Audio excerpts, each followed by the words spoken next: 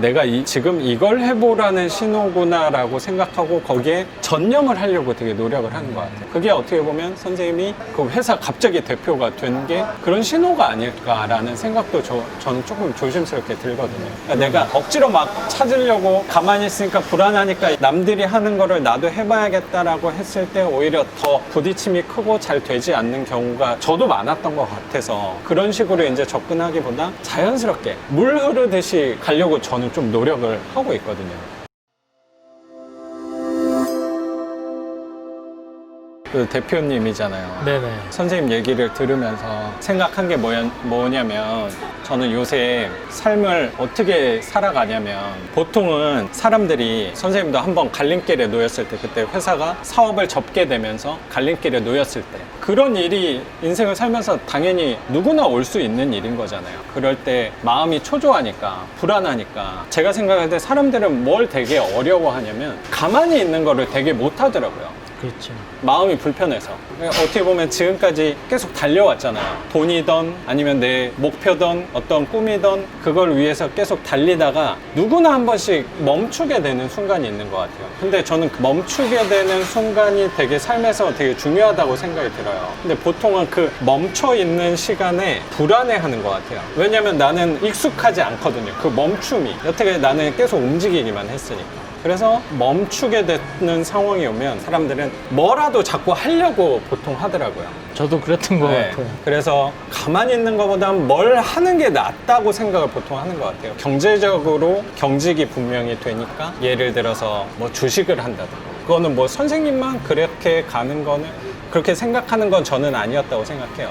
규모가 생각보다 커져서 놀라긴 했지만 사실 뭔가 생산적인 일을 나는 해야 된다라는 생각을 갖게 되는 것 같아요. 아니면 단기 알바짜리라도 한다던가 뭘 자꾸 배운다던가 왜냐면 가만히 있으면 불안하니까 뭘 해야지 마음이 편한 거예요. 사람들은 몸이 힘든 거는 참아도 마음이 힘든 건 잘 못 참으니까 몸이 힘들면 마음이 편해지는 것도 있다는 생각이 저는 좀 들더라고요. 주식에서 많이 돈을 잃고 단기 알바도 많이 했어요. 그리고 또 많이 배웠잖아요. 여러 가지. 예, 그런데 아까 말씀드린 원칙 두 가지를 실제로 깨닫고 실천하지 못했기 때문에 힘들게 땀 흘려서 받은 돈을 그 다음날 주식에 투자해서 그 이상을 손해를 보고 그런 경우가 또 많았었거든요. 그러네요.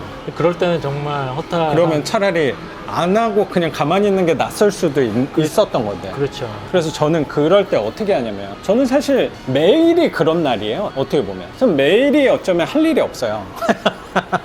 아니 이게 좀 이상할 수도 있는데 가만히 있으면 되게 불안하니까 자꾸 뭘 하고 싶단 말이에요. 내가 돈을 조금이라도 벌어야 되는데 왜냐면 이 시간이 곧 돈이니까 내가 움직여서 돈을 벌어야 된다는 생각을 분명히 저도 갖고 있어요.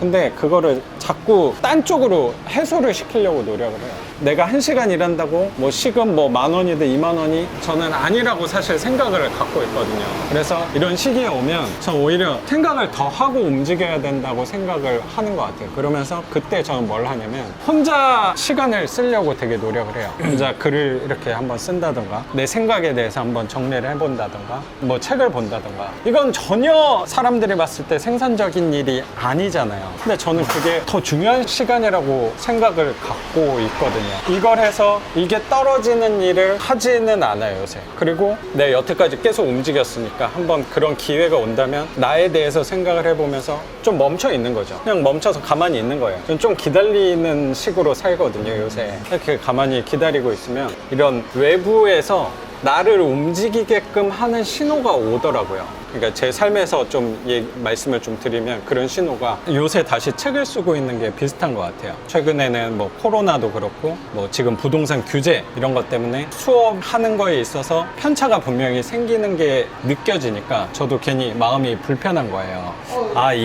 이거 하나로만 갖고 가면 조금 위태로울 수도 있겠다라는 신호를 좀 받은 것 같아요. 그런 외부의 신호를. 그러면 이거를 내가 조금 놓는 만큼 내 다른 쪽에 시간이 조금 조금 더 생기니까 책을 한번 더 써봐야겠구나라는 생각을 비슷한 비유가 아닐까 생각이 좀 들어요. 한 권 썼으니까 또 써야겠다를 그냥 생각한 게 아니고 저는 기다리고 있었더니 그런 외부의 신호들이 저를 하게끔 만드는 것 같다는 생각이 요새 조금 드는 거예요. 그러면 이런 신호들이 내가 두 번째 책을 써보라는 신호로 생각을 하면 되겠구나 하면서 요새 남는 시간에 책 쓰는 거에 조금 더 매진을 하는 것 같아요. 그런 식으로 선생님을 오늘 만나게 된 것도 이것도 되게 어쩌면 되게 자연스럽게 된 거라고 생각이 들어요.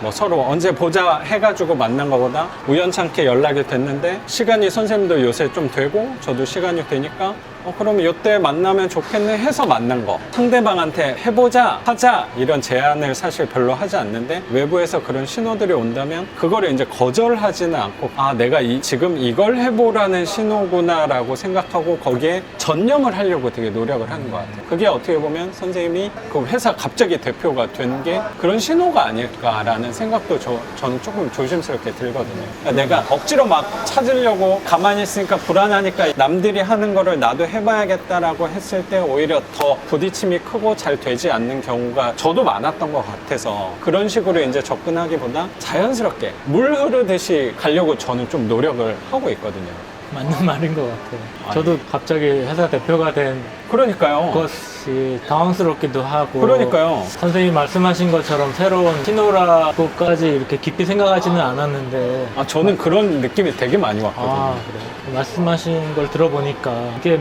새로운 물줄기의 새로운 방향을 제시하는 신호가 아닌가 하는 생각을 하게 되네요. 그렇게 하면 저는 표현을 외부에 그냥 내맡겨버린다라고 표현을 좀 하거든요. 그러면 뭔가를 결정했을 때 그거를 결정해서 끌고 간다는 거에 스트레스가 굉장히 사실 있잖아요. 선생님도 주식을 한다고 생각을 하고 투자를 했을 때 보면 이 종목이 맞나 아니면 주식을 해야 되냐 말아야 되냐 했을 때 고민을 굉장히 많이 하셨을 것 같아요. 네. 그리고 거기에 결과가 좋으면 다행이지만 사실 결과가 안 좋을 때도 분명히 있는 거잖아요. 인생을 살다 보면 안에 스트레스가 훨씬 커질 거란 말이에요. 그리고 내가 하면서도 그 일에 대한 부담감도 굉장히 커질 거라고 생각을 하고, 근데 이 외부에 내맡겨서 살았을 때 가장 큰 장점은 뭐냐면 그런 스트레스가 굉장히 없어요. 상대적으로 덜하죠.